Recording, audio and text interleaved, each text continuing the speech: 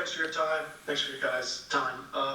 Wanted to ask, what's the vibe in camp as obviously Mikey's taking over, and what there's going to be a new coach soon. We know that, but how do the players handle that? Is there talk among you guys about leadership and coaching situation and the steps forward? Yeah, no. To your first question about the vibe in camp, no, it's been a really good vibe. The guys were always glad to be together.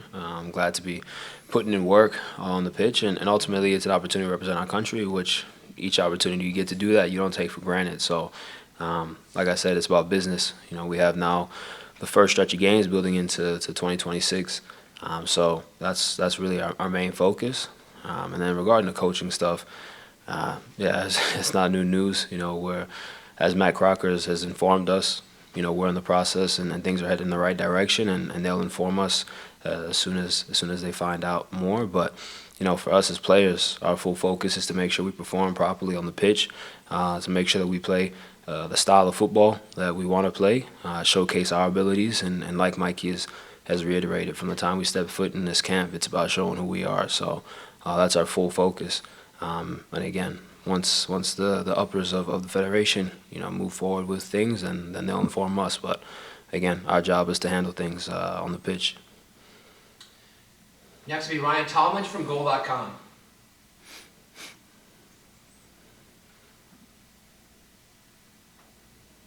Michael, this one's for Aidan. Obviously, you look at the midfielders in camp, and you see there's no Tyler and no Weston, and those are guys who've started on this team for years and have been key for this team. And for guys like you, that means this is an opportunity. So, when you look at this group and the guys that are in this camp that are all kind of fighting for those spots, what's that been like, and how do you sort of approach it now that you're back with the team? Yeah, I've enjoyed it.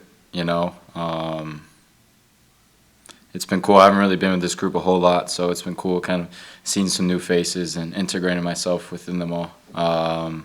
It's been early, only a few training sessions, but I've enjoyed it all so far. And yeah, there's always opportunities in what we do. Whether those two guys were here, I'd hope to get an opportunity down the road as well. But I'll do my best to show myself and be the best version of myself.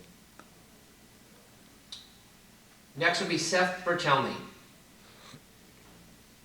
Thanks, Michael. This one's for Aidan. So far, Aidan, in England, things seem to have been pretty seamless for you so far. You've been able to start every league game there.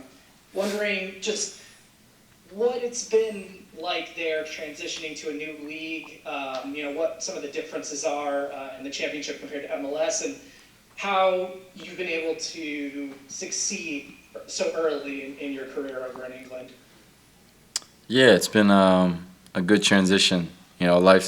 Life's not the easiest moving across the world away from family and friends, but I got great teammates over there, so they made the transition easy. And back in Columbus, Wilfred and his whole staff did such a good job with me there. And not only was it easy for me to have success there, but I think the way he pushed me back in Columbus, it set me up well for different environments around the world, especially in England. So yeah, and in England in the league, I think all you guys know, you guys watch it a lot. It's very physical, and it lasts for 90 minutes, and I think that's the biggest thing I've taken from it. It's chaotic, it's nonstop. So yeah, I've tried to have a calming sense to it all and try to calm down games and control a little bit. But yeah, it's been a joy to kind of see a different side of football. Next will be Donald Wine. Thank you, Michael, and hi, guys. Mark, good to see you as well, and congrats on the move to Toulouse.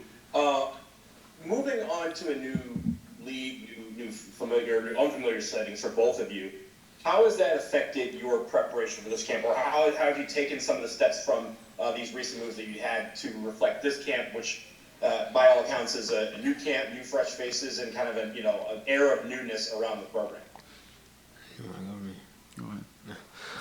No, for me, it's something that I've been working towards. And I was in Belgium for 3 years, 3 seasons with ups and downs. But naturally, you eventually get to a point where maybe you want a new challenge, and that was where I was at. The club Genk, they were great with helping me in that transition, and stepping into a club like Toulouse. I think it's like I said, it's a step up. You step into a league where the attackers are so clinical. 1v1 situations, they are very technical. They hurt you in transition moments. You have to be sharp on the ball because, again, teams are a lot more tactically sound as well. So all those aspects, I think, were part of the reason why I wanted to make the move and why Toulouse was such a good club for me and a good step for me to continue to develop as a player. And the city itself is also very nice. South of France has got some good weather. So, yeah, all that being taken into consideration, I think sliding into camp wasn't really that much of a difficulty. I know the group really well. I know the staff here really well. So at that point, it's just about continuing what we've been building and showcasing, again, my ability and trying to challenge and compete each day to help push the guys around me to be better. Our last hand up is Andrew Jones. Thanks a lot, Michael. As always, first for you, Double M, for you, Mark. You're part of the movement to League On with Caleb Wiley, with Sanders Testament. Flo's already there. Manuel Safbury as well. You just talk about, have you had a chance to talk with them fully about now playing in this whole league and seeing McDonald's? Wow. And for you, Aidan, just how it's been with Michael Carrick, how it's been well revered. And by these two, going to go to the Chiefs-Ravens game tonight. Yeah, I'll let you go first, brother. Yeah, working with Michael, it's funny. I grew up watching him my whole life. My dad used to take me out of school to watch Manchester United growing up. So seeing him when I first got there was surreal, and now being able to work with him, it's been a joy. He's so knowledgeable, and as you could see in his career, his vision of the game and everything was one of the best at the time. So I just try to be a sponge and soak in all the information I can with him around. And we formed a good relationship so far, and hopefully we'll go on to accomplish some good things and take him up to the Premier League. Yeah, I mean, as for me, I haven't gotten a chance to chat with all the guys yet, but still linking up even with Flo here in camp, and talking about just Ligue 1. I've gotten messages and we've sent messages back and forth, but naturally that time will come where I get a chance to really link up with the boys and just chop it up about their thoughts and their feelings and everything. Also their experiences. I've only been there for 2 weeks time, so it's been kind of hit the ground running from training and visa, medical, all that stuff done, and linking up with the group as well and trying to implement the system that the coach wants to play and also integrate my style of play with the group. So yeah, it's been a hectic couple weeks, so I'm sure a time will come where I get to lock in with the boys and also play against them at some point, so we get those jersey swaps in there. And then the McDonald's thing, yeah, it was a little funny intro. So, yeah, American McDonald's MC in my name. So I think it was like a natural thing, but a creative way to kind of introduce myself into the club and the league. Either you guys going to the Chiefs game?